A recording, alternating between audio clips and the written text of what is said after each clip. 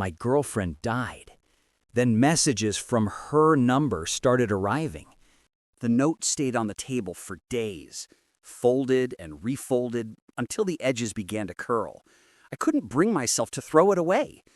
Every time I tried, my hand froze halfway over the trash bin. It wasn't just a piece of paper anymore, it was proof. Proof that whatever haunted me wasn't confined to pixels and screens. It could reach into my apartment, touch my things, move them like toys. I stopped sleeping in my bedroom. The closet was too close. Instead, I set up camp on the couch with the TV on low, static glow washing over the room. Noise felt safer than silence. Silence left space for the typing sounds, for the phantom footsteps. But the messages didn't stop. Do you miss me?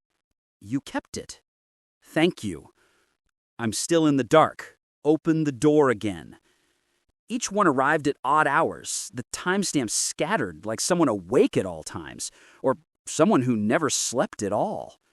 By mid-June, my reality began to fracture. At work, I stared at screens for hours without absorbing a single line of text. My boss asked if I needed time off. I told him no, but what I meant was I couldn't leave my apartment unguarded for too long. If I wasn't there, what else might move? What else might appear? One night, after 3 cups of stale coffee and an hour of pacing, I caved. I typed back, "Where are you?" The reply came instantly. "Right here, behind you." My blood iced. Slowly, I turned toward the window. The blinds were drawn, the TV flickered, the room unchanged. Still, I felt it, the weight of eyes boring into my back, even when nothing was there. I didn't sleep at all that night. The following week brought something new. Voices. At first faint, almost like interference from the TV. But one evening, as I dozed on the couch, I heard it clearly. A woman's voice, low and urgent, whispering my name from the hallway. I bolted upright. The apartment was empty, doors locked, but the sound lingered in my ears like an echo. Then came laughter. Not cruel, not mocking, just soft, familiar, the way Emily used to laugh when something caught her off guard. I pressed my palms to my ears until it faded. I never thought I would be the kind of person to write something like this down. Not because I don't believe in stories that sound impossible, but because I never wanted to be the voice behind one of them. I've read enough threads online to know how people react. Disbelief first, ridicule second, and finally the quiet dismissal that you must be lonely, grieving, and confusing dreams with reality. And maybe, in a way, they're right. But what I have been experiencing isn't a dream, and it isn't grief playing tricks on me. It's something I can't explain, and the fact that I have proof makes it worse, not better. My girlfriend, Emily, died on August 7th, 2012. A car accident. 3 vehicles colliding at an intersection on her way back from work. One driver ran a red light, and within minutes she was gone. There's no mystery about that part. I saw the police report, I spoke with the officers, and I sat in silence while her mother screamed at the hospital desk. Death can be very factual. Time of incident, cause of death, official confirmation. What they don't tell you is how long it takes for that fact to sink in. For me, it never really did. By the time she died, Emily and I had been together for 5 years. She was the kind of person who filled silence with something alive. Cinnamon on her hands from baking, half-broken headphones in her bag, a joke that never landed but made you laugh anyway.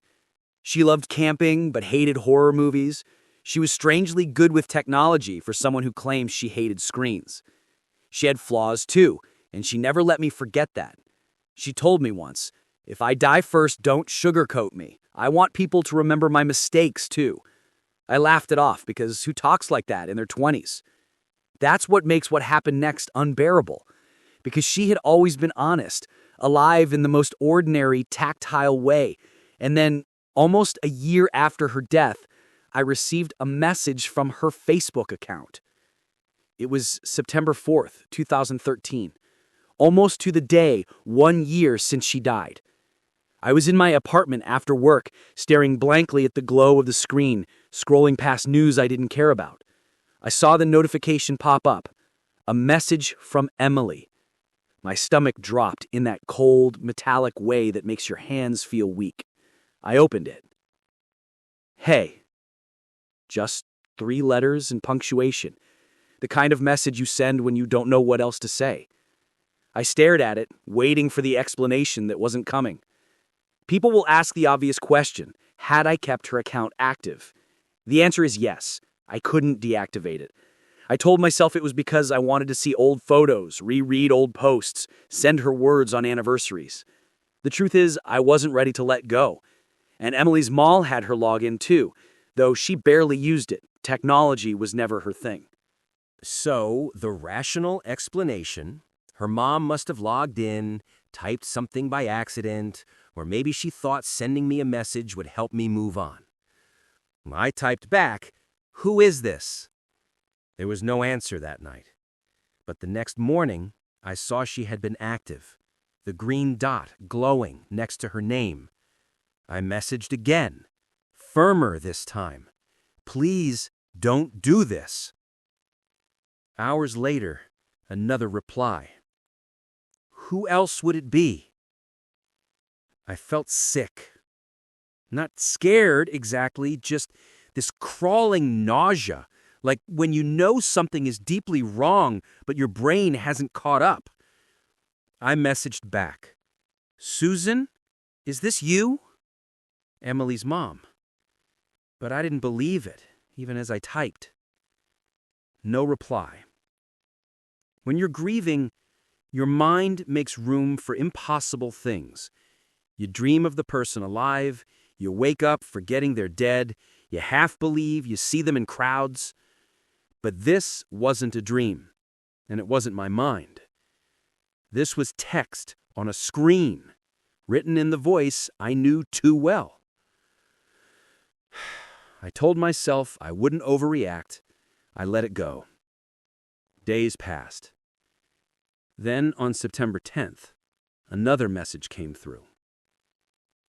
"The wheels on the bus." That phrase hit me harder than the first message. It wasn't random. It was a joke between us, a stupid line from a children's song we had argued about once while planning a road trip. We never took that trip. The crash happened weeks before. I knew what people would say.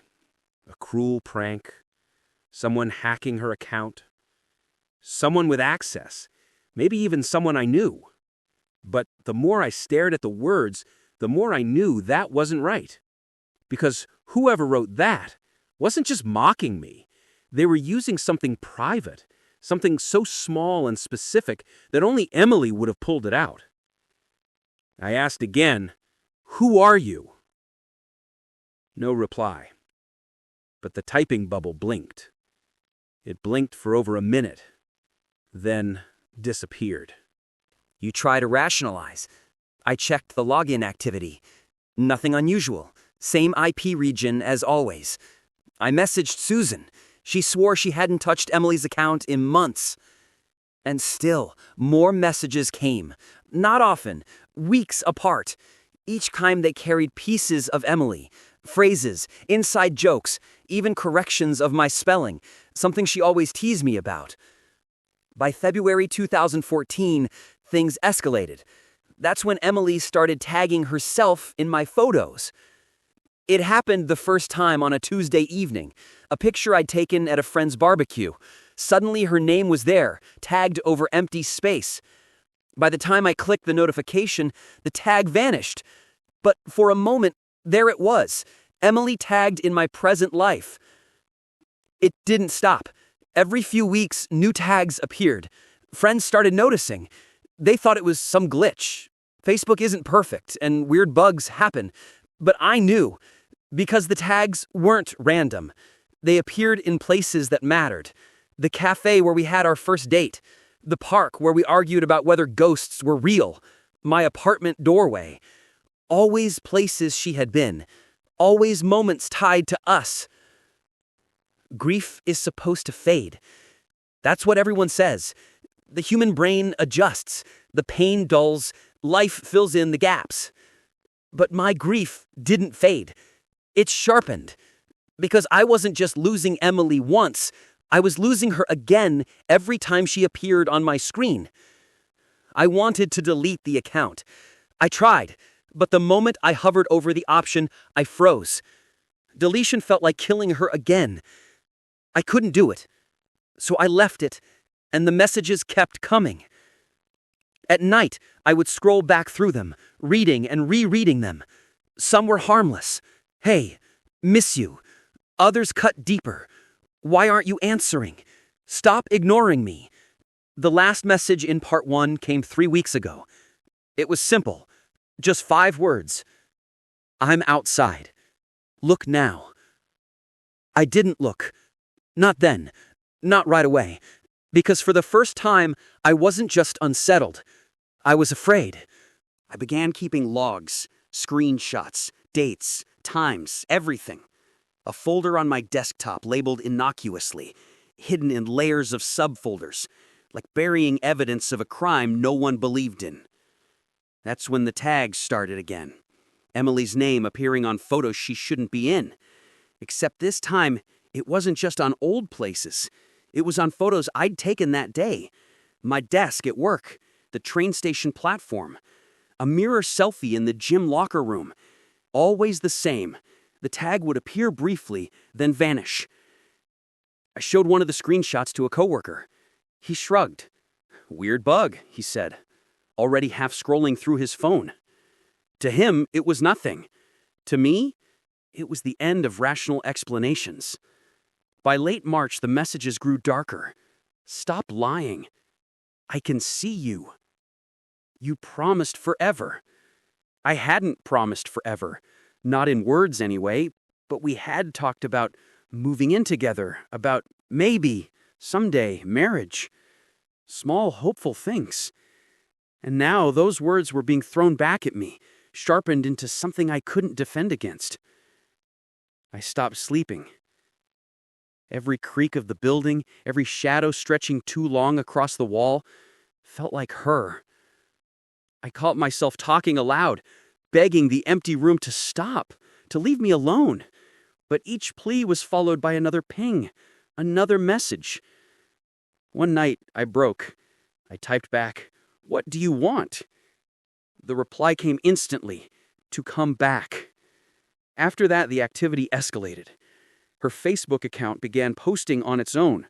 Old photos re-uploaded, captions slightly altered. A picture of us at a campsite tagged, "Wish you'd look behind the trees." A blurry photo from a concert, "You weren't watching me." Each caption sounded like a secret accusation, like she'd been standing just outside the frame. I considered deleting my own account, but then the messages began arriving by email, from addresses I didn't recognize, but all signed the same, M. The subject lines made my stomach flip. "You left me. Don't pretend. Still here." And each one contained an attachment. Images of my own life taken from angles I hadn't noticed. My car in the grocery store lot. My building stairwell. Once, even my bedroom window. Curtains drawn but not completely shut. I didn't check the window that night. I sat, frozen on the couch, the glow of the screen bleeding into the dark room, the last message pulsing in the chat box like a heartbeat. My hand hovered near the blinds, but I couldn't move. The idea of seeing her, of actually seeing her standing outside my apartment was unbearable. What would I do if she was there?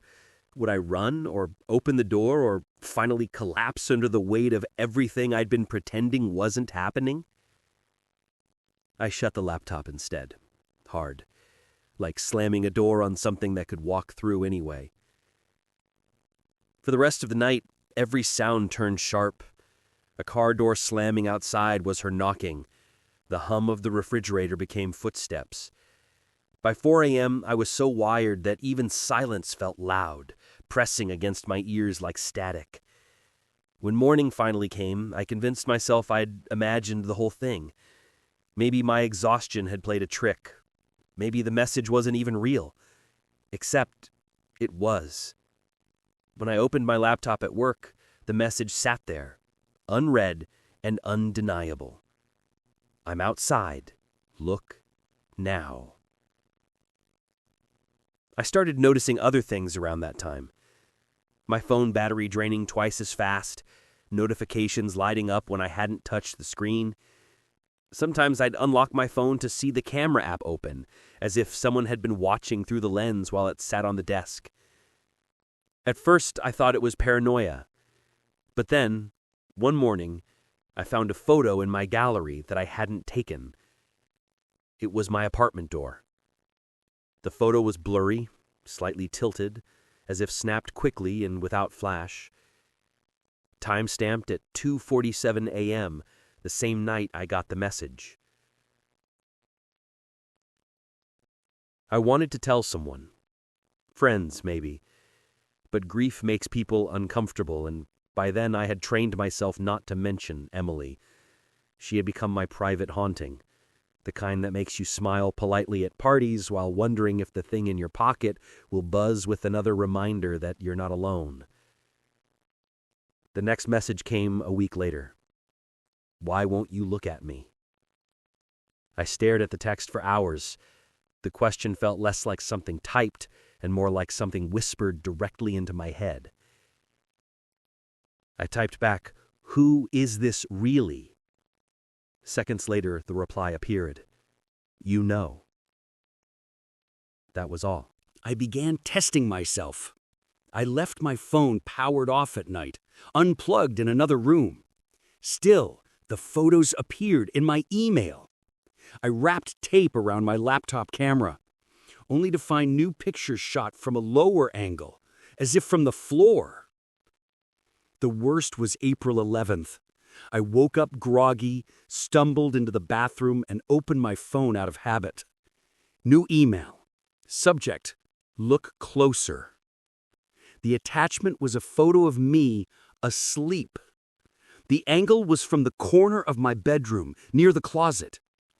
I could see myself twisted in the sheets, one arm flung across the pillow.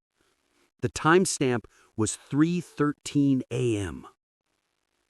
My chest went cold. I dropped the phone in the sink because I knew I had locked that door before bed. That morning, I left the apartment and didn't return until well after midnight. I wandered streets, sat in coffee shops, even considered sleeping at the office. But exhaustion drove me back. And when I opened the door, nothing looked touched. No sign of entry, no broken locks, just the same quiet hum. I almost convinced myself I was imagining everything. Almost. Until I checked my phone. One new email. Subject, thank you for letting me in. At this point, I stopped trying to rationalize. Instead, I set rules, survival strategies. Don't answer messages after midnight. Don't read attachments unless in public. Keep lights on in every room. But grief has a way of bending rules. Because part of me wanted it to be real. If Emily had found a way back, even as something impossible, terrifying, it meant she wasn't gone. It meant I hadn't lost everything. That's how it traps you. The fear and the hope twisted into the same knot. One evening in May, the messages changed tone. I'm cold. Let me in again. It's better when you look at me. I found myself standing at the apartment window, staring down at the parking lot. Nothing unusual, just cars, yellow light pooling under the lamps. But my reflection in the glass seemed wrong. Too still. Too intent. Behind me, my phone buzzed. You almost saw me. The next night, I woke to the sound of typing. Not the click of my keyboard, but the softer tap of phone keys. From the corner of the room. I froze, heart hammering so hard it hurt. Slowly, I turned my head. The glow of my phone screen lit up the darkness, sitting on the dresser where I'd left it. Text spilling across the screen. Why do you hide? You don't have to be afraid. We can be together again. My body locked. I couldn't move until the screen dimmed. When I finally lunged and grabbed it, the chat box was empty. No messages, just the same old thread ending with, "You almost saw me." By June, I stopped pretending to be okay. I skipped work. I barely ate. My friends stopped calling because every conversation turned into silence when I couldn't explain what was wrong. One night, I made a choice. I would confront it. I would reply honestly, without fear. I typed, "If this is really you, Emily, prove it. Tell me something no one else knows." The typing bubble appeared immediately. And then the message, "Check the closet." I stared at the door across the room, my pulse thrumming so hard I thought I might black out. The closet was shut. It had been shut since morning. My hand shook as I reached for the knob. Inside, nothing but clothes, shoes, boxes, ordinary. But on the top shelf, tucked between an old jacket and a shoebox, I saw something I hadn't noticed in years.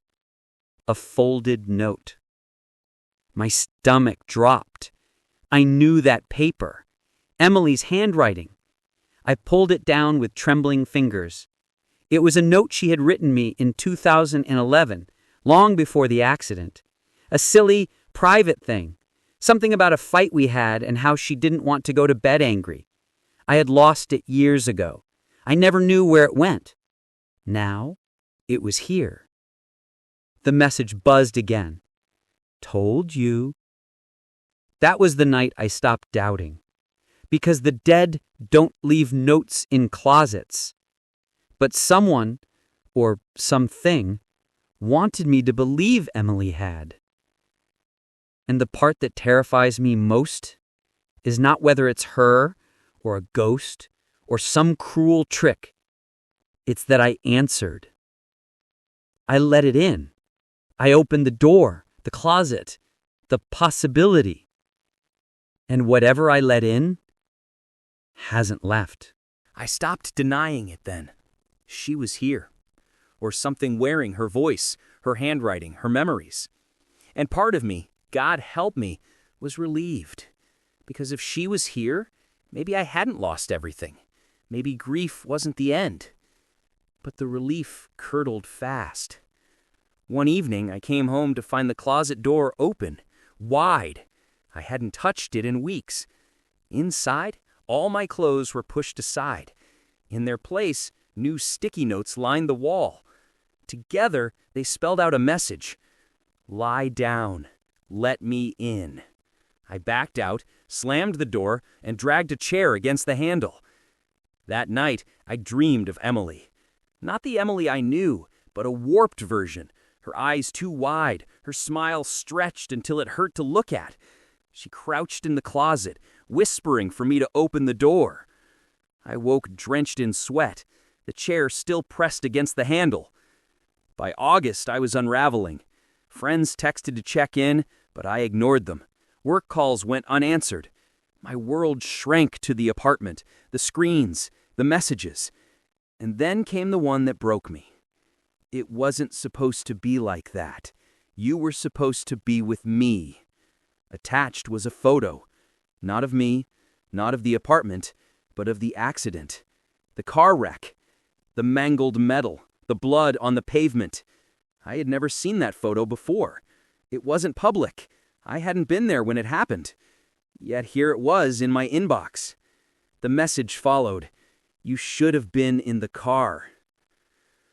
I didn't eat for 2 days after that. Didn't shower, just sat at the kitchen table staring at the screen, waiting for the next blow. When it came, it was worse. Stop pretending. Let me back in, or I'll come anyway. And then, silence. For the first time in months, no new messages, no tags, no photos, nothing. But the silence wasn't comforting. It was waiting. The emails escalated too. No longer just photos of my life, but videos, short clips, grainy, poorly lit like recorded from the edge of the dark. One showed me sitting at my desk, head bowed, scrolling through my phone. Another, more recent, captured me unlocking my apartment door and stepping inside. But the worst was the third. The camera had been inside. It showed me sleeping on the couch, blanket tangled around my legs, TV light flickering. The angle was low, as if the device had been placed on the floor only a few feet away. Attached was a single line. "I like watching you breathe." I tried contacting Facebook support again, even though I knew it was useless. "Your account may have been compromised," they said. "Change your password. Enable two-factor authentication." As if a stronger password could keep the dead from logging in. I considered deleting everything, Facebook, email, phone, but the thought made me panic. If I cut the line, what would happen then? Would she stop? Or would she find another way, one I couldn't track, one that didn't leave records? At least this way I could see the signs coming. At least this way I had warning. Late July, the rules broke again. I woke one morning to find sticky notes covering the walls of my kitchen, each one in Emily's handwriting. "Wake up. I'm not gone. Check the door." I ripped them down, heart hammering. I hadn't heard anyone enter. No locks were broken. Still, the evidence clung to my hands. Dozens of yellow squares, the ink smudged as if written in haste. I shoved them into a garbage bag and hauled it outside, but the next morning, more notes waited. This time on my bathroom mirror. "Why do you hide from me?" I started hearing knocking. Soft, deliberate. Always from the closet. 3 taps. Pause. 3 taps again. I left music playing loud to drown it out, but the rhythm still cut through. One night, desperate, I flung the door open mid-knock. The closet was empty, but all the hangers swayed, clinking against one another, as if something invisible had just brushed past them. By September, I knew I couldn't last. Either I let it in, or it would take me apart piece by piece. I sat down at my laptop, the glow casting long shadows across the room, and typed the words I swore I never would. "Okay, I'm ready. What do I do?" The reply came at once. "Lie down, close your eyes, say my name until I come back." I haven't done it. Not yet. The note still sits on the table. The closet still waits in the corner. The messages still light up my phone, more insisted every day. And I know, when I finally give in, when I finally whisper her name in the dark, it won't just be Emily that comes back. It'll be something else. Something that's been waiting behind the door all along. The following week blurred. I drifted between work, home, and half sleep, each day punctuated by more notes, more messages. Sometimes they arrived on my phone. Sometimes they were scrawled across mirrors or slipped beneath the closet door. "You're making progress. Don't stop now. It will be easier if you let me use your voice." I stopped answering calls from friends. When my boss left a voicemail threatening termination, I didn't care. The only conversation that mattered was the one bleeding through screens and walls. On Thursday, I woke to find every photo frame in my apartment turned face down. My parents, college friends, coworkers, all of them hidden. Only one frame remained upright, Emily's picture, the one I'd taken the summer before she died. But the photo had changed. Instead of standing by the lake, she was crouched inside a dark room, peering out from behind a door frame. Her smile looked strained, her hands gripping the edge of the wood as if she'd been waiting a long time. Beneath the picture, someone had written in marker, "See? You already let me in once." That night, the knocking returned. Not 3 taps anymore, but constant, frantic pounding from inside the closet. I shoved the chair back under the handle, pressed my weight against the door, shouted for it to stop. The pounding ceased instantly. Then came the voice, muffled but clear. "Please, I'm cold." I slid to the floor, palms over my ears, rocking like a child. The voice continued, gentle, pleading, until exhaustion dragged me into shallow sleep. Friday was worse. I woke to find the closet door ajar, despite the chair still in place. Inside, the clothes were gone. Every hanger was empty, the floor bare. Only one thing remained, my own blanket, folded neatly on the shelf. On top of it lay my phone, though I'd left it charging by the couch. The screen lit up as I stepped closer. A new message glowed. Time to move in together again. The closet door slammed shut behind me. I pulled it down with trembling fingers. It was a note she had written me in 2011, long before the accident. A silly, private thing. Something about a fight we'd had and how she didn't want to go to bed angry. I had lost it years ago. I never knew where it went. Now it was here. The message buzzed again. "Told you." That was the night I stopped doubting. Because the dead don't leave notes in closets. But someone, or something, wanted me to believe Emily had. And the part that terrifies me most is not whether it's her, or a ghost, or some cruel trick. It's that I answered. I let it in. I opened the door, the closet, the possibility. And whatever I let in hasn't left. The last message came on a Sunday night. I had spent the whole day staring at the closet door, convinced that if I blinked too long, it would swing open on its own. My phone buzzed at exactly 11:59 p.m. The words on the screen were simple, almost tender. "Stop resisting. It hurts when you don't answer." For the first time, I didn't argue, didn't block, didn't delete. I typed one word back. "Okay." The typing dots appeared instantly, pulsing like a heartbeat. Then the reply, "Lie down. Close your eyes. Let me in." I stretched out on the couch. The room hummed with refrigerator noise, TV static, and the faint rattle of the blinds against the window. My pulse thundered in my ears. I whispered her name once, twice, over and over until the syllables felt foreign, like someone else's prayer. The air grew heavy. The temperature dropped, as if every vent in the building pumped ice instead of air. My skin prickled. My eyelids twitched. Then I felt it. A pressure on my chest, light at first, then crushing, as if invisible hands pressed me down into the cushions. I forced my eyes open. Someone was sitting on my chest. Not Emily. Not really. The shape was wrong, the face distorted like a bad memory stretched too far. But the smile was hers, wide and familiar, and the eyes shone with something I couldn't name. Her mouth moved, but no sound came out. Only static, like a broken speaker.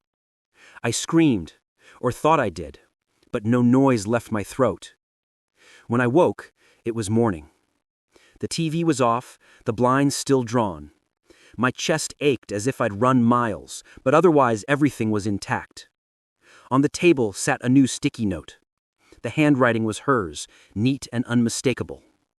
Almost there. Panic surged. I rattled the handle, shoved against the door, kicked until my foot throbbed.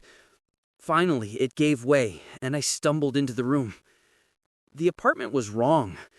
The furniture was mine, but shifted slightly, like someone had rearranged everything by inches. The light through the blinds was tinted gray instead of gold. And in the corner of the living room, where the TV usually sat, a second closet door waited. I swear to God, I only had one. The second door was taller, narrower, painted the same dull white. My phone buzzed in my hand. Open it. I backed away, shaking my head. The message repeated again and again, filling the screen until my notifications blurred together. Open it! Open it! Open it! The pounding returned, this time from both closets at once. I couldn't breathe. My vision tunneled. Somehow I found the strength to fling open the original closet, the one I'd blocked for months. Empty. Then the second door clicked. Slowly, it creaked open on its own. Inside, no clothes, no shelves, just darkness, endless and shifting. Like a tunnel dug straight into the earth. Cold air poured out, carrying the faint scent of cinnamon. Her perfume. I should have run, should have burned the apartment down, left the city, anything but step closer. But her voice pulled me in. Please, I don't want to be alone anymore. I don't remember crossing the threshold. One moment I stood in my living room, the next I was inside, swallowed by dark. My phone flashlight barely pierced the black. The floor beneath my feet felt soft, damp, almost like soil. Behind me, the door slammed shut. The messages stopped. Only her whispers remained, guiding me deeper. At first, the tunnel walls looked normal, plaster, faint cracks, familiar texture. But as I walked, they changed.